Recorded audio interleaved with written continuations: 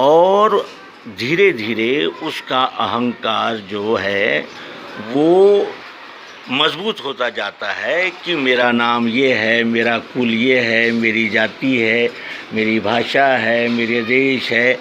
इस प्रकार वो मेरे की आसक्ति में फंस जाता है, जिसे मोह कहते हैं। और यही अर्जुन को श्रीमद् भगवद गीता में हुआ था। इसी को मोह कहते हैं। जितना मेरा वो मेरा है, और मेरेपन की आसक्ति से मनुष्य को उस वस्तु के विषय में सुख दुख होते ही रहते हैं। ये तो प्राकृतिक नियम है।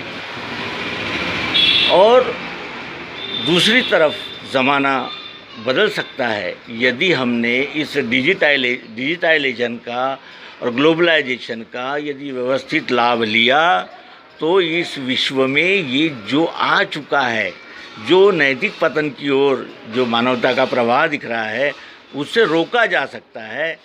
आवश्यकता है कि मेरेपन से उठने की। अब वो मेरापन क्या है? तो मैं इस पार्टी का नेता हूँ। ये जो उपाधियाँ लग जाती है, इसमें मनुष्य का यानी समय भी व्यर्थ हो जाता है। और इसमें अंत में क्या होता है? सफलता मिली तो खुशी, और जीत मिली तो हार मिली तो फिर परेशानी। तो कहने का आशय यह है, इसे बदला जा सकता है। हम वो देश के वासी हैं जहाँ गुरुकुल चला करते थे, और जंगलों में राजा अपने बच्चों को गुरुकुलों में पढ़ने भेजते थे।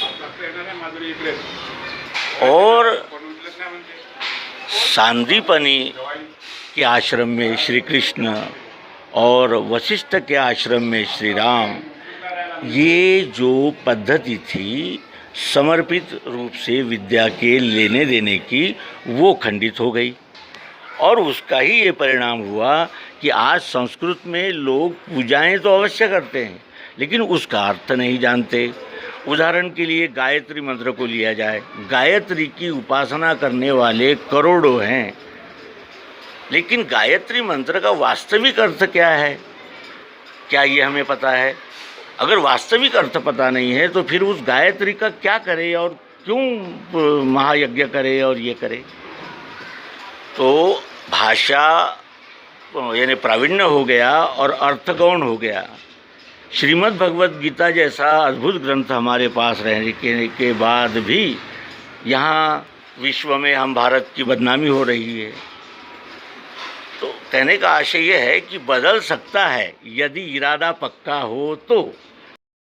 और धीरे धीरे उसका अहंकार जो है वो मजबूत होता जाता है कि मेरा नाम ये है, मेरा कुल ये है, मेरी जाति है, मेरी भाषा है, मेरे देश है।